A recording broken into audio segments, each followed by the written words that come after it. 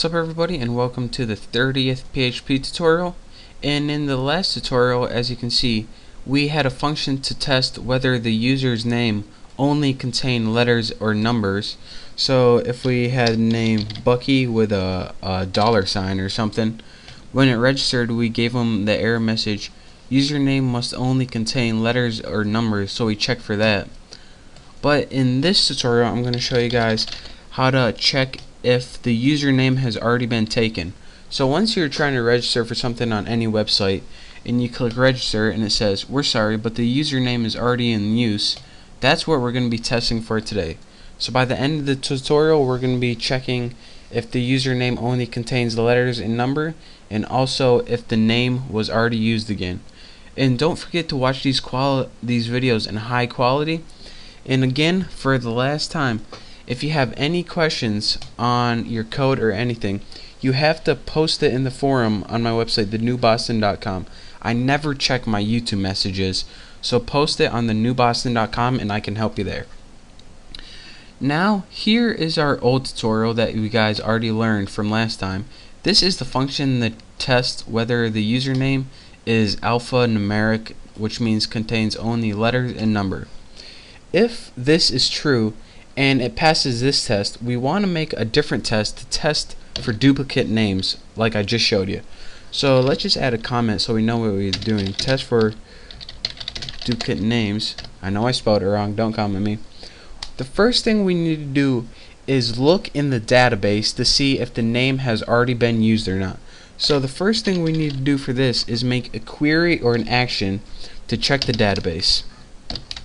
So in our query we're going to put select, put asterisk, and what the asterisk means is select all, since we want to select all of the names in the database to check.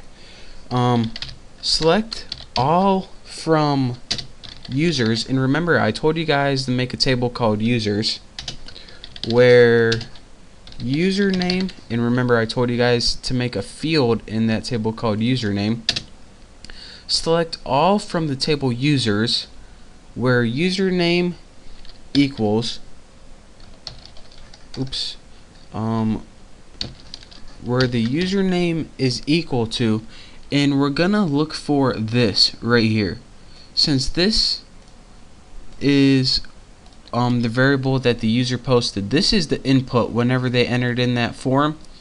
Right here is going to be their name. So I entered white blue 1942 is going to say, alright, select all of the data from the table where the username is equal to whatever name they posted.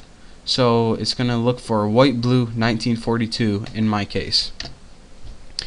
And the next thing we have to make is just pretty much an action that says MySQL _query, and this pretty much means perform the action. What action do we want to perform? We want to perform query.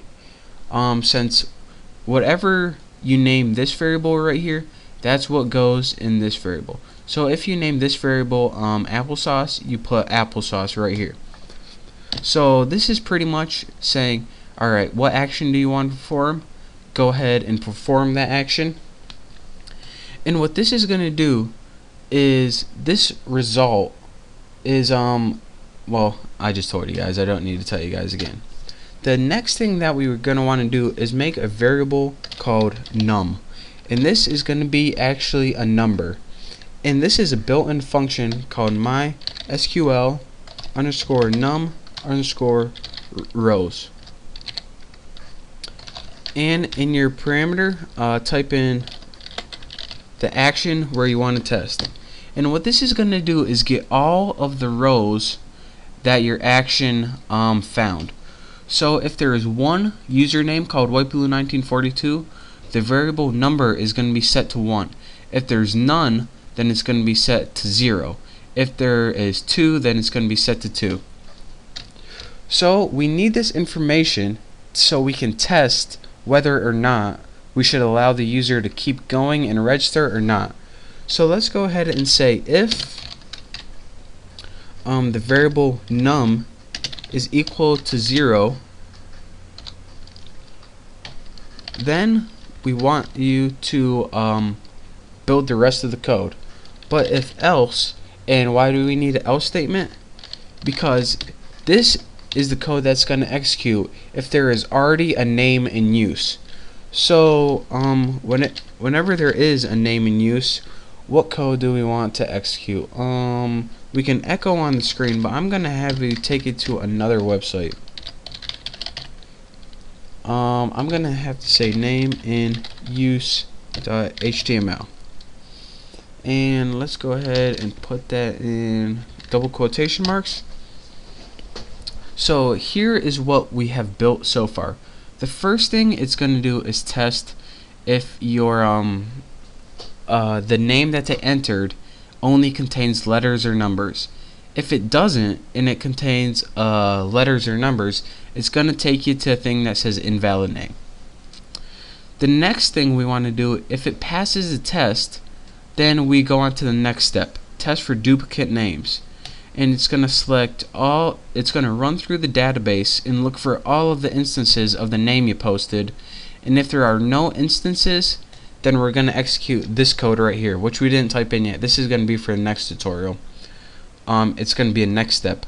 But if there is a name already in the database, then we're going to want to select name in use. So again, right now we have two tests. The first thing we're going to want to do is test if the thing is alphanumeric, and the next thing we're going to want to do is test for duplicate names. And again, to remind you guys one more time, all of this information right here is on my website, thenewboston.com. So if you don't feel like typing all this, just go to my website, thenewboston.com, copy, paste it in your website, bam, there you go. So again, thank you for watching. Make sure to watch these videos in high quality, and make sure to subscribe to my channel. So last, for the 18th time, thank you for watching, and I will see you next time.